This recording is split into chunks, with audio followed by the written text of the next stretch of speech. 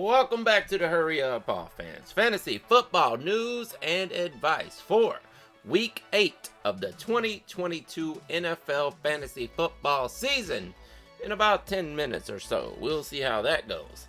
I am Smokey Rameriz, your fantasy football pro. Let's go. Today's topic is all about assessing breakouts. What constitutes a breakout? When does one break out? And who exactly is breaking out right now as we speak? But first, let's get into the news. Oh, the Wednesday night news dump. I feel like I haven't hit you with that one in a while, so you're welcome. Let's go over to Packers practice, where Allen Lazard is not practicing. He's been sidelined. He was knocked out of last week's game with this injury and is in danger of missing Sunday night's game versus the Bills. We'll see if Lazard is able to get back on the practice field tomorrow. Sammy Watkins and Christian Watson are also limited. That leaves nothing but Romeo Doubs, but here is the situation. The Packers offense is stale and stagnant right now. Lazard would be the only option out of these receivers I would be playing. Maybe a little bit of Tonyan if you're hurting at tight end. But other than that, Aaron Jones is the only thing. That includes Aaron Rodgers. Aaron Jones, did I say Allen? Aaron Jones is the only fantasy asset I want out of this Packers offense. The rest, you can have them. I am not playing them until further notice. Keep them. Over in Seattle, DK Metcalf is out on Wednesday. Metcalf did not practice on Wednesday. HC Pete Carroll hasn't quite ruled him out for this weekend's game versus the Giants, but as of right now, it seems like a long shot. Marquise Goodwin is expected to fill in at WR2 behind Tyler Lockett if Metcalf can't play. Right now, it looks like he can't. Unfortunately, this is a bad situation if you have Metcalf on your team because the guy puts up numbers and that offense is firing on all cylinders right now. Now, it is a good thing if you were able to get out to the waiver wire in a deep league and pick up Marquise Goodwin. He's been extremely helpful to your fantasy team in the past, and it looks like he's going to be once again, because I don't trust Tyler Lockett to be the overall number one workload, workhorse, whatever you want to call it. I think it's going to be split pretty evenly amongst Lockett and Goodwin, so he will be useful if you got him. I don't think there's any problem with loading him into your lineup this week. Logan Thomas was limited on Wednesday over at the Commanders practice. He's been sidelined since hurting that calf in practice on October 7th. We'll see if he's able to make it back for Sunday's game versus the Colts. If not, Cole Turner also has a concussion. I wouldn't play any tight end from the Commanders. I really wouldn't play much outside of Terry McLaurin for the Commanders at this point. You're not getting winning weeks from anyone. Terry McLaurin seemed to be doing something with Taylor Heineke. So, if you have McLaurin, plug him in. Other than that, stay away from this offense. Down in Tennessee, Tannehill is sidelined on Wednesday. He did not practice on Wednesday. He returned after hurting the ankle last week. So we're tentatively expecting him to play versus the Texans on Sunday. But we'll get another update status tomorrow. That was horrible reading. But if Tannehill wasn't out there, we'd probably see Malik Willis step in. That would be an interesting situation. I kind of want to see that. But for fantasy purposes, every non-mobile quarterback this season is bad, in my opinion. None of them are setting the world on fire. None of them are doing what Rodgers and Stafford and I don't know, Ryan even on some occasions was just doing. They're all bad this year. All of them, the whole lot of them. If you don't have a running quarterback, you got nobody. So think about this. Malik is a running quarterback. I kind of want to see him get in there and see if we can get one more usable asset out of this. Now, I hope Tannehill is okay, and I hope he gets back out there and plays for the rest of his career, yada, yada, yada. I just want to see what Malik can do also. Is that so much to ask? All right.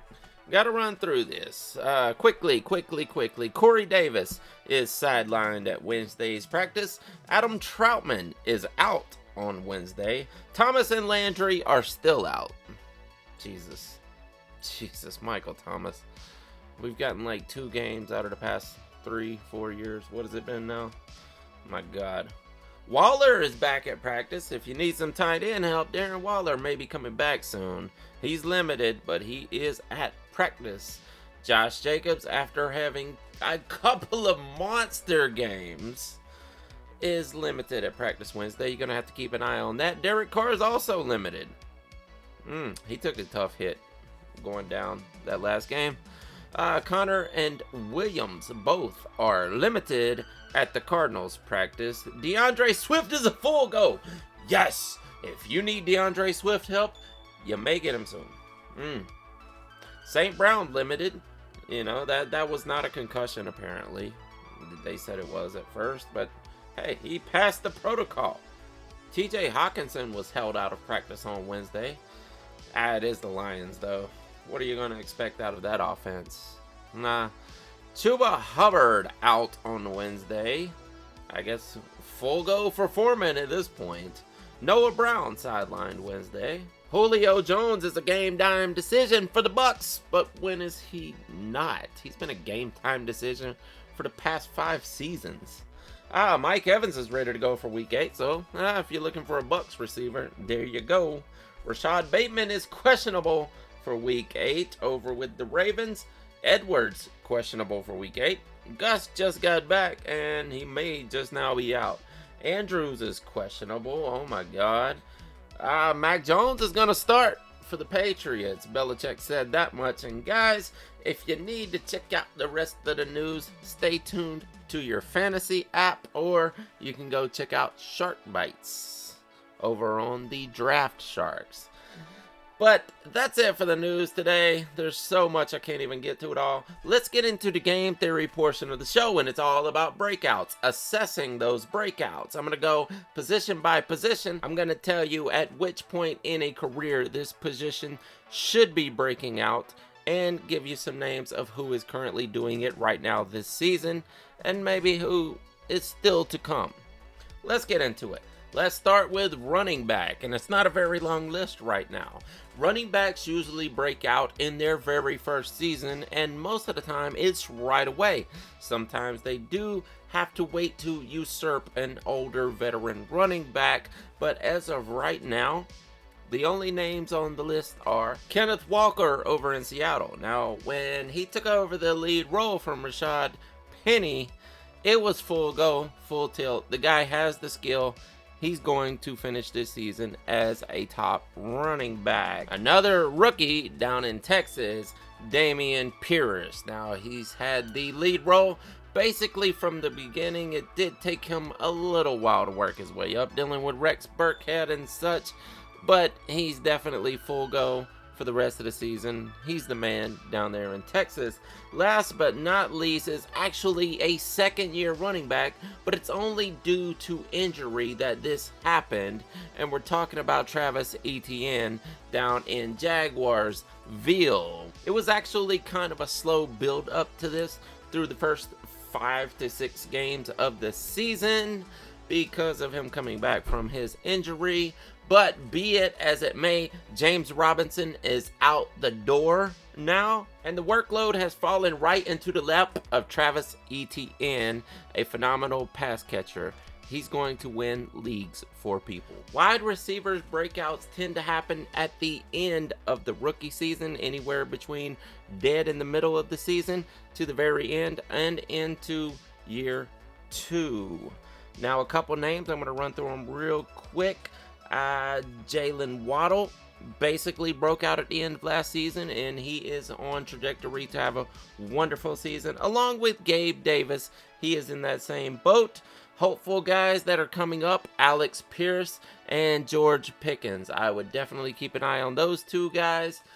That should be league winners by the end of the season. Tight end, this tends to happen in year 3 for tight ends. Sometimes in special occasions we see rookies and second-year breakouts at tight end, but mostly year 3 is the big season for them. So thinking of guys like Kyle Pitts and Pat Freiermuth, people get kind of disappointed saying, why are they not performing up to snuff? Wait one more season at least. Now, there is the concerning case of Cole Kmet, who should be breaking out right now, and it's not quite happening yet, but I still hold hope for him. Other than that, I don't have a list of names because the tight end landscape is just that bad at the moment, and there's not a lot of breakouts to speak of. But there are hopefuls. Those names, they should be coming up very soon. Last but not least, QB breakouts are really tough to exactly pinpoint when it should happen, because the truth is it can happen anywhere from game 5, 6, 7, 8 in the rookie season, anywhere to season 4 and 5. And in the case of Geno Smith, what are we, like season 9 right now? Season 8, season 9? It happens at any given time. It happened to Teddy Bridgewater one season, like 7 seasons into his career. It just happens. Case Keenum got it one year. There is no explanation as to when it can happen other than landing in the right place at the right time with the right coordinator. So that brings me to this. Guys like Jalen Hurts has already broken out last season, in my opinion, but a lot of people will put him on the list. He's probably the top breakout if you consider him one for this season. There's also Tua, who has basically just worked his way up the ladder and has improved his game. And we'll see how the rest of the season goes. But as of right now, he's looking like a very promising breakout. Now, if we want to dig a little farther, there's names like Daniel Jones, who happened to finally get the right coach and the right coordinators in the right place at the right time. And he is becoming a breakout without even special weapons out there at receiving. Wan'Dale Robinson right now is his #1 receiver. And he is a rookie who hasn't yet broken out himself. The guy's doing it. Saquon Barkley has something to do with that, yes. But Daniel Jones should continue to break out for the rest of this season. And last but not least, I'm going to say Trevor Lawrence, kind of in the same situation. Year 2, the improvement in his game has happened, yes. And he's also gotten a better coaching situation and somewhat better weapons out there on the field with him. He got his buddy Travis Etienne, who is also a breakout out there at running back, catching passes from him. So this is helping his situation all around. Guys, last thing I want to say. What I consider a breakout is someone who goes from almost obscurity to Pro Bowl status in one season. For fantasy purposes, a guy who would be bench or waiver wire fodder to a starter every single week, borderline winning you leagues on their own. That's what a breakout is. Should have said that earlier, but I forgot until now. I just wanted to throw that in. Guys, I am desperately out of time for this week. This is probably the longest one I've done this season, and I hope you enjoyed it. If you want to hear Alex and I break down every single game, every single week, and predict the winners, please check out the scoreboard. It is already up on the channel. As you're hearing this, give us a thumbs up, give us a subscribe. All of that plug stuff that I don't really like doing, but I got to do it. Yeah, do all that. Guys, I am Smokey Rameriz, your fantasy football pro, and I'll see you next week. Deuces.